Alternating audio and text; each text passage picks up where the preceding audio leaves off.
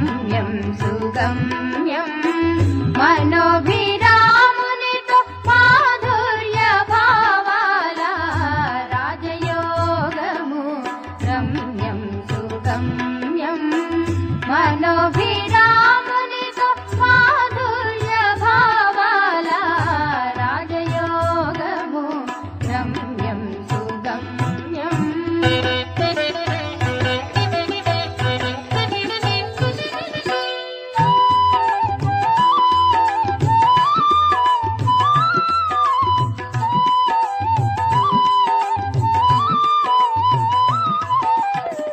పరమ పావనం ప్రశాంత జీవనం జ్ఞానయోగాలు రథచక్రాలు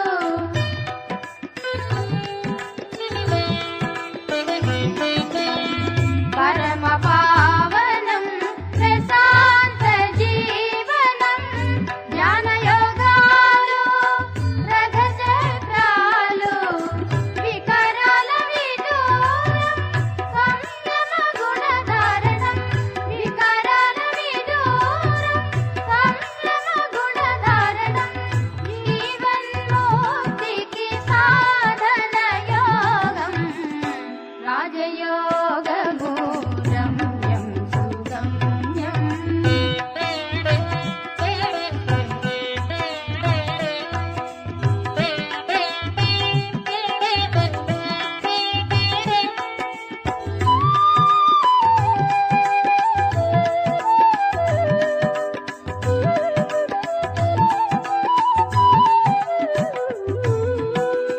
సర్వశక్తి ప్రదాత సర్వేశ్వరుడు ప్రవృత్తి మార్గాన ప్రసాదించు జీవనం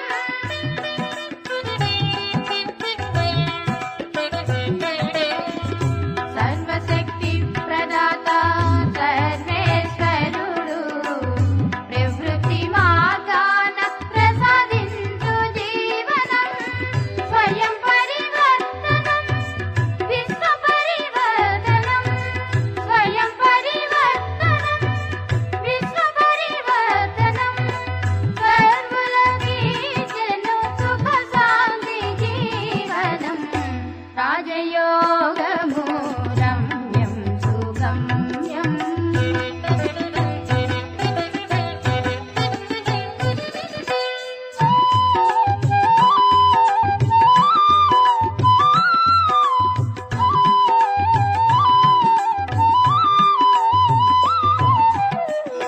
ఆత్మ పరమాత్మల మధుర సంగమం స్మృతి స్థితి గతులలో నిశ్చల జీవనం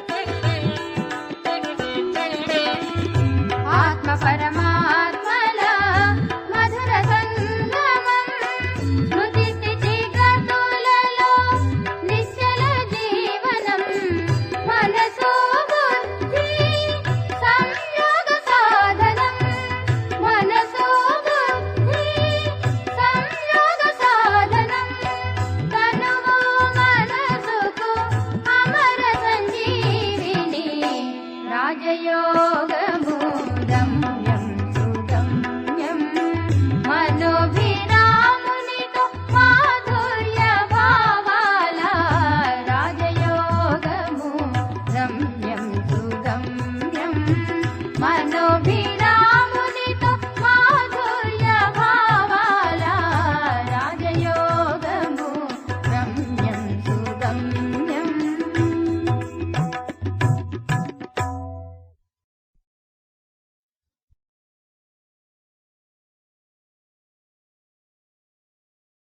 ఓం శాంతి. మధురమైన పిల్లలారా, తండ్రి సమానం ఆత్మీక టీచర్లుగా అవ్వండి. తండ్రి ద్వారా ఏదైతే చదువుకున్నారో దానిని ఇతరులతో కూడా చదివించండి. ధారణ ఉంటే ఎవరికైనా అర్థం చేయించి చూపించండి. ప్రశ్న: ఏ విషయంలో బాబాకు స్థిరమైన నిశ్చయం ఉంది? పిల్లలు కూడా అందులో దృఢమైన నిశ్చయం కలవారిగా అవ్వాలి. జవాబు: బాబాకు డ్రామాపై స్థిరమైన నిశ్చయం ఉంది. జరిగిపోయిందంతా డ్రామా అని బాబా అంటారు. కల్పకృతం చేసిందే మళ్ళీ చేస్తారు. డ్రామా మిమ్మల్ని మార్పులు చెయ్యనీయదు. ఇప్పటి వరకు పిల్లల స్థితి ఇలా అవ్వలేదు. అందుకే ఇలా జరిగితే ఇలా చేసి ఉండేవారము, ముందే తెలుసుంటే ఇలా చేసేవారం కాదు అని వాళ్ళ నోటి నుండి వెలువడుతూనే ఉన్నది. గతించిన దానిని గూర్చి ఆలోచించొద్దు. ఇక ముందు అటువంటి పొరపాటు ఏదీ జరగకుండా ఉండేందుకు పురుషార్థం చెయ్యండి అని బాబా అంటారు. ఓం శాంతి. ఆత్మీక తండ్రి కూర్చొని ఆత్మీక పిల్లలకు అర్థం చేయిస్తున్నారు. నేను ఎప్పుడు వస్తానో ఎవరికీ తెలియదు, ఎందుకంటే నేను గుప్తంగా ఉన్నానని బాబా స్వయంగా చెప్తూ ఉన్నారు. గర్భంలోకి ఆత్మ ప్రవేశించినప్పుడు కూడా అది ప్రవేశించటం ఎవ్వరికీ తెలియదు. తిథి తారీఖులు ఎవ్వరూ చెప్పలేరు. గర్భం నుండి బయటకి వచ్చినప్పుడు తిథి తారీఖులు తెలుస్తాయి. కాబట్టి బాబా ప్రవేశించే తిథి తారీఖులు ఎవ్వరికీ తెలియవు. వారెప్పుడు ప్రవేశించారో, రథంలోకి ఎప్పుడు వచ్చారో ఏమీ తెలియదు. నేను ఎవరినైనా చూసినప్పుడు నన్ను చూసిన వారు నశాలోకి వెళ్ళిపోయేవారు. నాలో ఏదో ప్రవేశించింది, నాకు ఏదో శక్తి వచ్చిందని బ్రహ్మ బాబా భావించేవారు. కానీ ఆ శక్తి ఎక్కడి నుంచి వచ్చింది? విశేషంగా ఏ జప తపాలు ఏమీ చేయలేదే అని అనుకునేవారు. దీనినే గుప్తము అని అంటారు. తిథి తారీఖులు ఏమీ తెలియవు. సూక్ష్మవతన స్థాపన కూడా ఎప్పుడు జరుగుతుందో అది కూడా చెప్పలేము. ముఖ్యమైన విషయము మన్మనాభవ. హే ఆత్మలారా, మీరు మీ తండ్రినైన నన్ను వచ్చి పతితుల్ని పావనంగా చేయమని, పావన ప్రపంచాన్ని తయారు చేయమని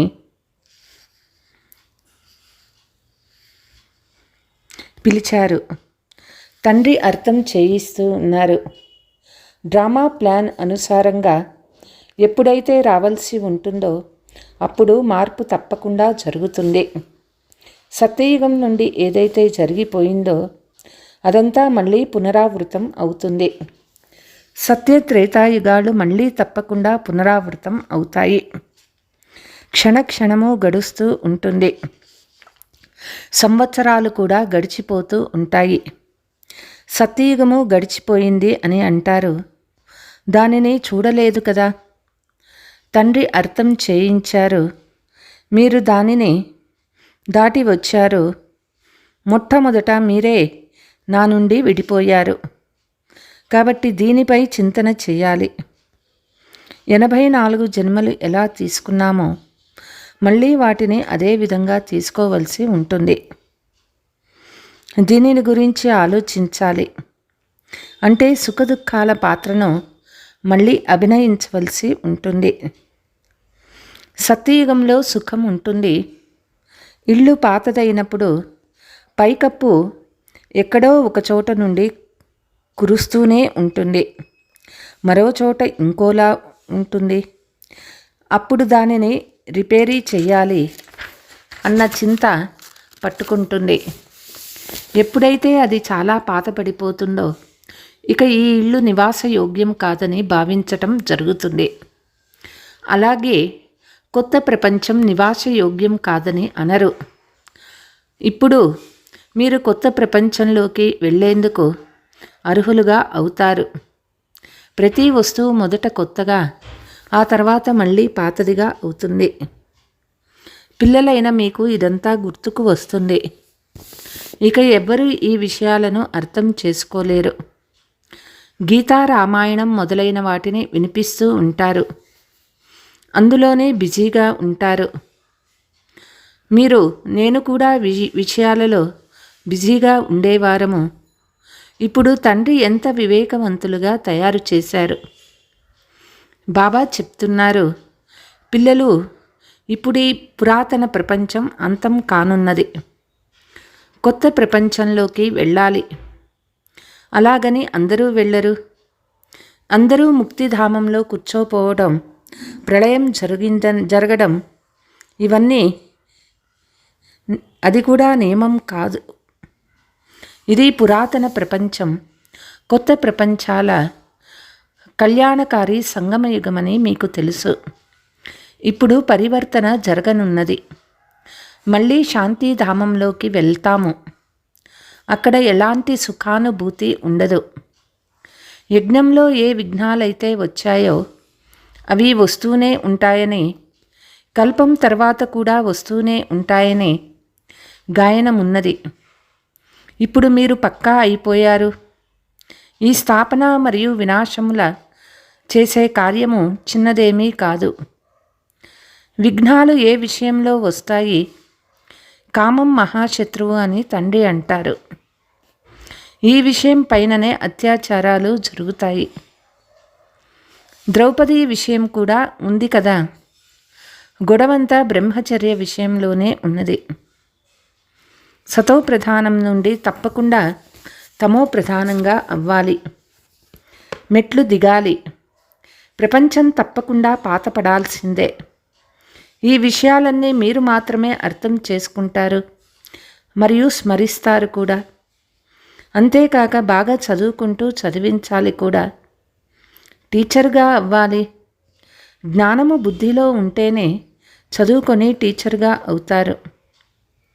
మళ్ళీ టీచర్ నుండి ఎవరైతే నేర్చుకుని చురుకైన వారుగా అవుతారో వారిని గవర్నమెంటు పాస్ చేస్తుంది. మీరు కూడా టీచర్లే. తండ్రి మిమ్మల్ని టీచర్లుగా తయారు చేశారు. ఒక్క టీచర్ ఏమి చేయగలరు? మీరందరూ ఆత్మీక టీచర్లే. కాబట్టి బుద్ధిలో జ్ఞానం ఉండాలి. మనుషుల నుండి దేవతలుగా తయారు చేసే ఈ జ్ఞానము పూర్తిగా ఖచ్చితమైనది. పిల్లలు మీరు ఎంతగా తండ్రిని స్మృతి చేస్తారో అంత మీలోకి లైట్ వస్తూ ఉంటుంది. మనుషులకు సాక్షాత్కారం జరుగుతూ ఉంటుంది. ఎందుకంటే స్మృతి ద్వారానే ఆత్మ పవిత్రంగా తప్పకుండా అవుతుంది. స్మృతి ద్వారా ఇంకెవ్వరికైనా సాక్షాత్కారం కూడా జరుగుతుంది. సహాయకులైన తండ్రి కూర్చొని ఉన్నారు. తండ్రి ఎప్పుడూ పిల్లలకు సహాయకులే. చదువులో నెంబర్ వారుగా ఉన్నారు. తమలో ఎంత ధారణ ఉందో ప్రతి ఒక్కరూ తమ బుద్ధి ద్వారా అర్థం చేసుకోగలరు. ధారణ ఉన్నట్లయితే ఎవరికైనా అర్థం చేయించి చూపించండి. ఇది ధనము. ధనాన్ని ఇవ్వకపోతే వీరి వద్ద ధనం ఉంది అని ఎవ్వరూ అంగీకరించరు కదా. ధనాన్ని దానం చేస్తే మహాదానులు అని అంటారు. మహారథులన్నా మహావీరులన్నా అర్థం ఒకటే. అందరూ ఒకే విధంగా ఉండజాలరు. మీ వద్దకు ఎంతోమంది వస్తారు. కూర్చొని ఒక్కొక్కరితో తల కొట్టుకోవలసి ఉంటుంది. వారు వార్తాపత్రికల ద్వారా ఎన్నో విషయాలను వింటారు. అప్పుడు ఎంతో ఆశ్చర్యపడతారు. మళ్ళీ ఎప్పుడైతే మీ వద్దకు వచ్చి విన్నప్పుడు మేము పరమతముపై ఏమేమో చేశాము కానీ ఇక్కడ చాలా బాగుంది అని అంటారు. ఒక్కొక్కరిని సరిదిద్దడంలో శ్రమ కలుగుతుంది. ఇక్కడ కూడా ఎంత కష్టపడవలసి వచ్చింది. అయినా కొందరు మహారథులు, కొందరు అశ్వారూఢులు, కొందరిలో పదాటి దళము ఉన్నారు. ఇది డ్రామాలోని పాత్ర. చివరికి విజయం మీకే లభించనున్నది మీకు తెలుసు. ఎవరైతే కల్పకృతం తయారయ్యారో మళ్ళీ వారే తయారవుతారు. పిల్లల పురుషార్థం ఏదైతే చేయవలసిందో అర్థం చేయించేందుకు ప్రయత్నించండి అని తండ్రి సలహా ఇస్తారు. మొదట శివబాబా మందిరంలోకి వెళ్ళి సేవ చేయండి. మీరు ఎవరు వీటిని నీటితో ఎందుకు అభిషేకం చేస్తూ ఉన్నారు అని మీరు అడగచ్చు. మీకు బాగా తెలుసు. నిప్పు తీసుకునేందుకు వెళ్ళి యజమానిగా అయి కూర్చుంది అని అంటారు కదా. ఈ దృష్టాంతము మీదే. మీరు మేల్కొల్పేందుకు వెళ్ళారు. మీకు ఆహ్వానం ఇచ్చి పిలిస్తే అటువంటి ఆహ్వానం వచ్చినందున ఎంతో సంతోషించాలి. కాశీ మొదలైన స్థానాలలో గొప్ప గొప్ప బిరుదులు ఇస్తారు. భక్తిలో లెక్కలేనన్ని మందిరాలు ఉన్నాయి. ఇది కూడా ఒక వ్యాపారమే. ఎవరైనా మంచి స్త్రీని చూస్తే ఆమెకు గీతను కంఠస్థం చేయించి ప్రజల ముందు ఉంచుతారు. తర్వాత ఏ సంపాదన అయితే జరుగుతుందో అదంతా వారికి లభిస్తుంది. నిజానికి అందులో ఏమీ లేదు. రిద్ధి సిద్ధిలు కూడా చాలా నేర్చుకుంటారు. మీరు అటువంటి స్థానాల వద్దకు వెళ్ళాలి. పిల్లలు మీరు ఎప్పుడూ శాస్త్రార్థము చేయరాదు. మీరు వెళ్ళి తండ్రి పరిచయం ఇవ్వాలి. ముక్తి జీవన్ముక్తిదాత ఒక్కరే. వారిని మహిమ చేయాలి. వారు చెప్తూ ఉన్నారు, స్వయాన్ని ఆత్మగా భావించి నన్ను స్మృతి చెయ్యండి. అంతేకాని మన్మనాభవ అనగా గంగలోకి వెళ్ళి స్నానం చేయమని కాదు. మామేకం యాద్ కరో అనగా ఒక్కరినే స్మృతి చెయ్యండి. నేను మిమ్మల్ని అన్ని పాపాల నుండి విముక్తులుగా చేస్తానని ప్రతిజ్ఞ చేస్తున్నాను. ఎప్పటి నుండి రావణుడు వచ్చాడో అప్పటి నుండి పాపాలు ప్రారంభమయ్యాయి. ఇప్పుడు ఉన్నత పదవిని పొందేందుకు ఎంతగానో పురుషార్థం చేయాలి. హోదా కొరకు మనుషులు రాత్రి పగళ్ళు ఎంతగానో కష్టపడుతూ ఉంటారు. ఇది కూడా చదువే. ఇందులో పుస్తకాలు మొదలైన వాటిని తీసుకునే విషయమేదీ లేదు. 84 జన్మల చక్రం ఏదైతే బుద్ధిలోకి వచ్చేసిందో అదేమీ పెద్ద విషయం కాదు. ఒక్కొక్క జన్మ గురించిన వివరాలను చెప్పరు. 84 జన్మలు పూర్తయ్యాయి. ఇప్పుడు ఆత్మలైన మనము వాపస్ ఇంటికి వెళ్ళాలి. పతితులమైన ఆత్మ తప్పకుండా పావనం అవ్వాలి. తండ్రిని ఒక్కరినే స్మృతి చేయండి అన్న విషయాన్ని అందరికీ చెప్తూ ఉండండి. బాబా, యోగములో ఉండలేకపోతున్నామని పిల్లలు అంటారు. అరే, నన్ను స్మృతి చెయ్యండి అని మీకు సన్ముఖంలో చెప్తూ ఉన్నాను. మళ్ళీ మీరు ఈ యోగము అన్న పదం ఎందుకు వాడుతున్నారు? యోగము అని అన్నందువల్లనే మీరు మర్చిపోతూ ఉన్నారు. తండ్రిని ఎవరు స్మృతి చేయలేరు? లౌకిక మాతాపితాలను ఎలా స్మృతి చేస్తూ ఉన్నారు? అలాగే వీరు కూడా మాతాపితాలే కదా. ఇతడు కూడా, బ్రహ్మ కూడా చదువుతాడు. సరస్వతి కూడా చదువుతుంది. చదివించేవారు ఒక్క తండ్రి మాత్రమే. మీరు ఎంతగా చదువుతారో అంతగా ఇతరులకు కూడా అర్థం చేయిస్తారు. పిల్లలు శాస్త్రాలు చదవడం, జపతపాలు చేసినందున వాటి ద్వారా తండ్రి ప్రాప్తి చేసుకోలేరు. మరి వాటి వల్ల లాభమేముంది? మెట్లయితే దిగుతూనే వస్తారు కదా. మీకు శత్రువులు ఎవ్వరూ లేరు. అయినా పాపపుణ్యాలు ఎలా జమ అవుతాయో మీరు ఇతరులకు అర్థం చేయించాలి. రావణ రాజ్యం ప్రారంభమైన తర్వాతనే మీరు పాపాలు చేయటం మొదలుపెట్టారు. పాత ప్రపంచం ఏమిటో, కొత్త ప్రపంచం ఏమిటో కూడా అర్థం చేయించటం రాని పిల్లలు ఉన్నారు.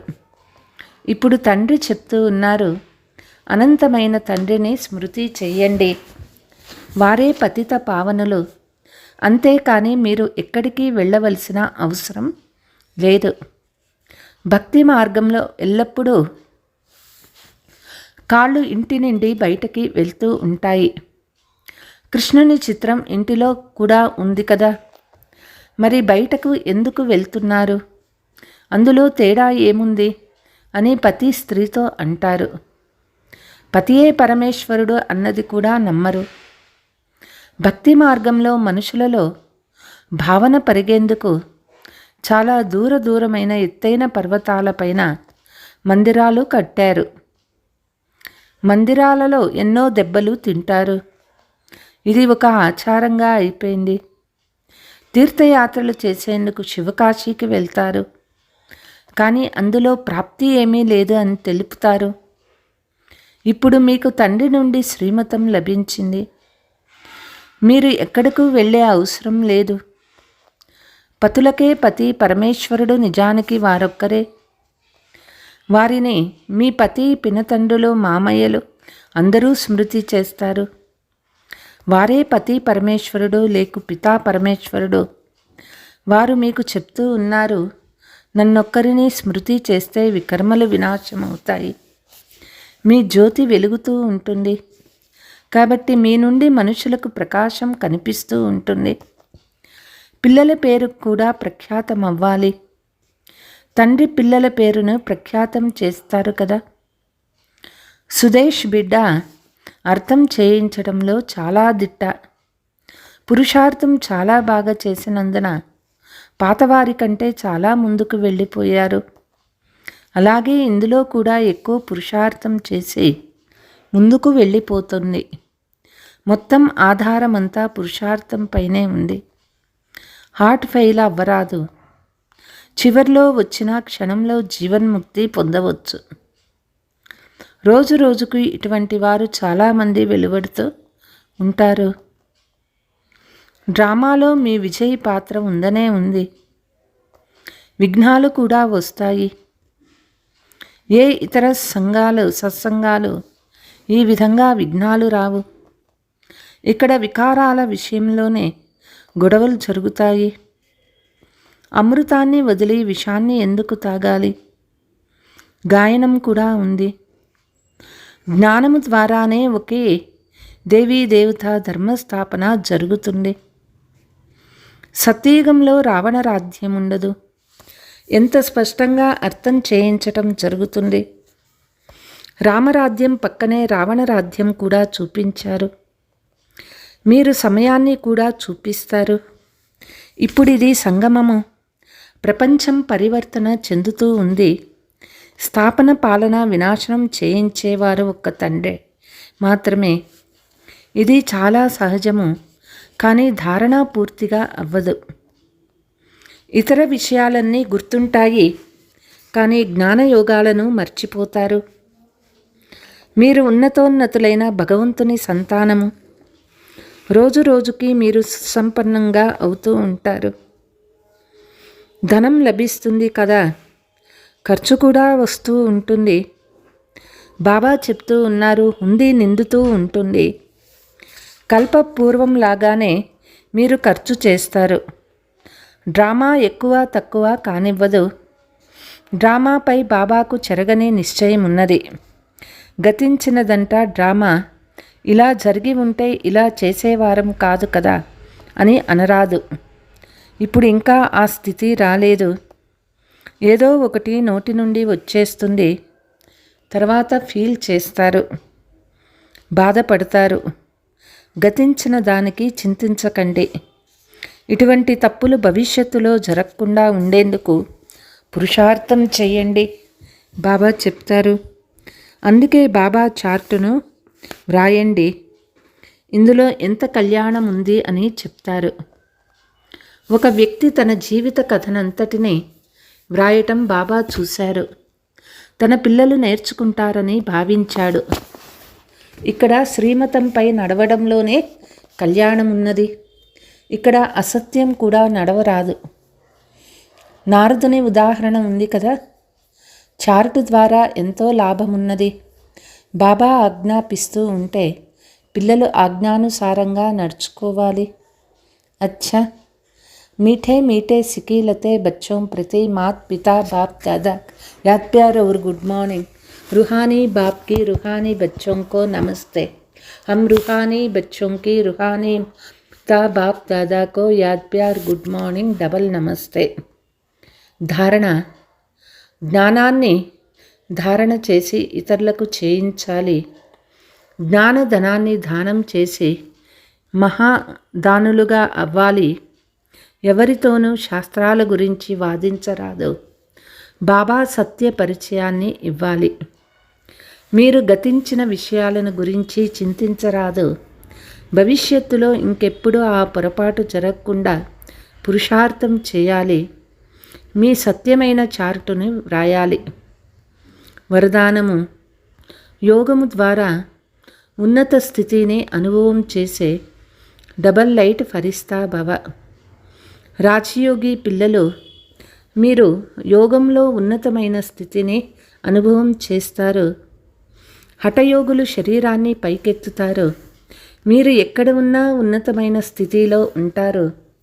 అందుకే యోగులు ఉన్నతంగా ఉంటారని అంటారు.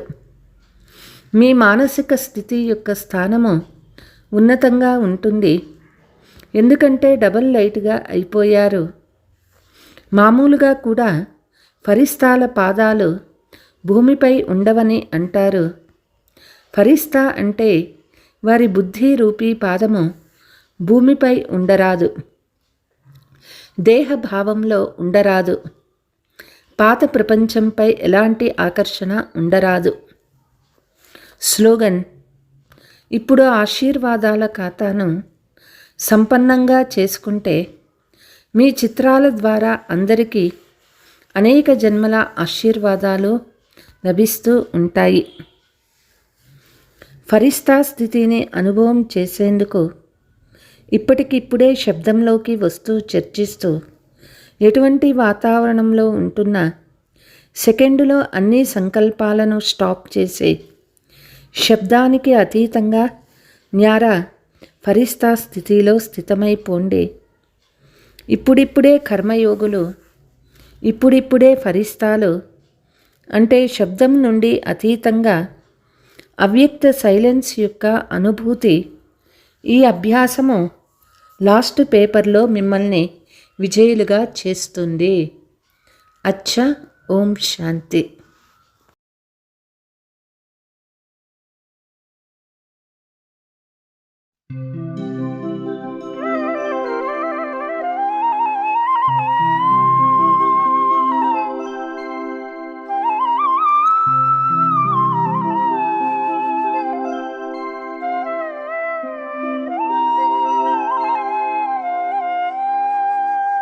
రాజయోగివై వెలుగొందుమురా, అహంకారమే వీడి. రాజయోగివై వెలుగొందుమురా, అహంకారమే వీడి, అహంకారమే వీడి. రాజయోగివై వెలుగొందుముర, రాజయోగివై వెలుగొందుముర, అహంకారమే విడనాడి, అహంకారమే విడనాడి. రాజయోగివై వెలుగొందుముర, అహంకారమే వీడి, అహంకారమే వీడి.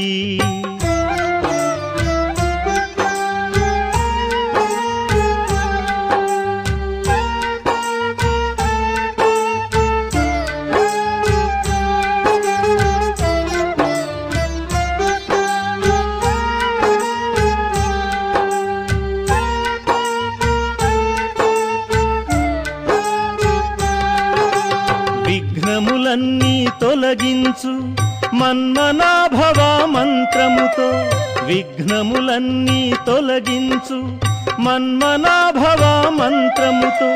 మదిలో జ్యోతిని వెలిగించు, మహిలో మనుగడ సాగించు.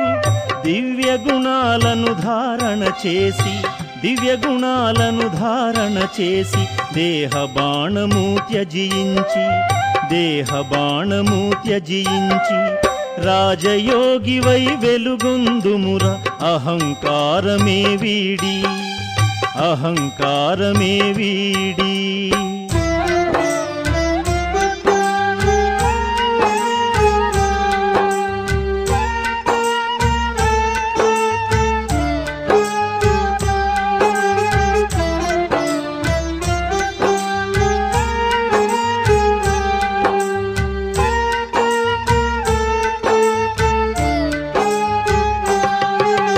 ఓటమి గెలుపుల ఆట ఇది, నిరాశ నీ దరిరా నీకు. ఓటమి గెలుపుల ఆట ఇది, నిరాశ నీ దరిరా నీకు. జీవిత గమ్యం తెలుసుకొని అమితానందం పొందాలోయ్.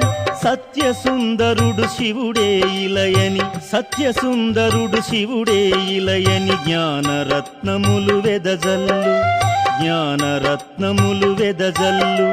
రాజయోగివై వెలుగొందుమురా అహంకారమే వీడి, అహంకారమే వీడి. రాజయోగివై వెలుగొందుమురా, రాజయోగివై వెలుగొందుమురా అహంకారమే విడనాడి, అహంకారమే విడనాడి. రాజయోగివై వెలుగొందుమురా అహంకారమే వీడి, అహంకారమే వీడి. రాజయోగివై వెలుగొందుమురా అహంకారమే వీడి.